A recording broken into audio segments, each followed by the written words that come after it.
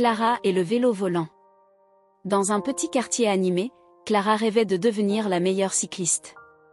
Chaque année, une grande course de vélo était organisée dans son quartier, et tous les enfants attendaient cet événement avec impatience.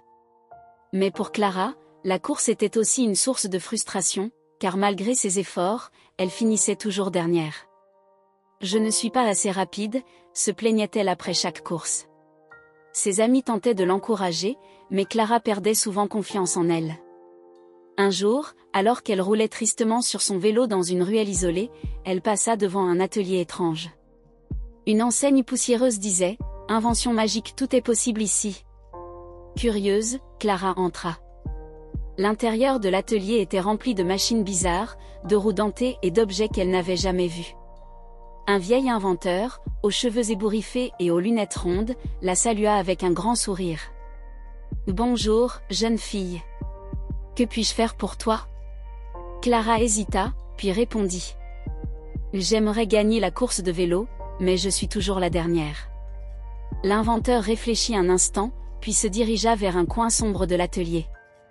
Il revint avec un vélo brillant, qui semblait presque magique. « Voici un vélo très spécial, dit-il. On l'appelle le vélo volant. Mais attention, il ne te rendra pas championne tout seul. Il te montrera ce que tu peux accomplir avec du travail et de la persévérance. » Clara n'en croyait pas ses yeux. Elle prit le vélo, remercia l'inventeur et partit s'entraîner. Le vélo était incroyable. Dès qu'elle pédalait, il semblait plus léger que l'air. Parfois, il s'élevait légèrement au-dessus du sol, comme s'il voulait voler. Mais à chaque fois qu'elle essayait de tricher en comptant uniquement sur le vélo pour aller vite, il ralentissait.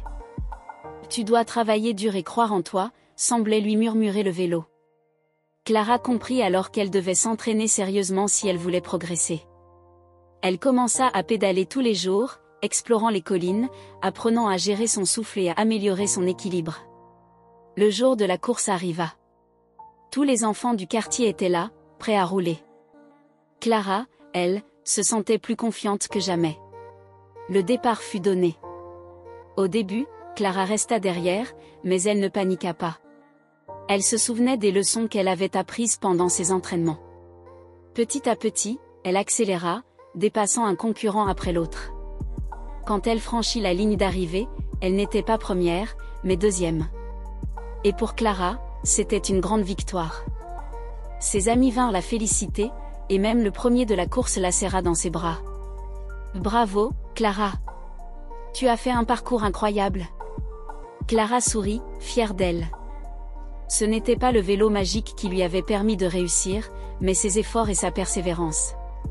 En retournant à l'atelier pour rendre le vélo, l'inventeur la félicita. « Maintenant, tu sais que tu es capable de grandes choses. Le vrai secret, c'est de croire en toi et de ne jamais abandonner. » Clara quitta l'atelier avec un grand sourire, prête à relever tous les défis à venir. Les enfants, avez-vous aimé cette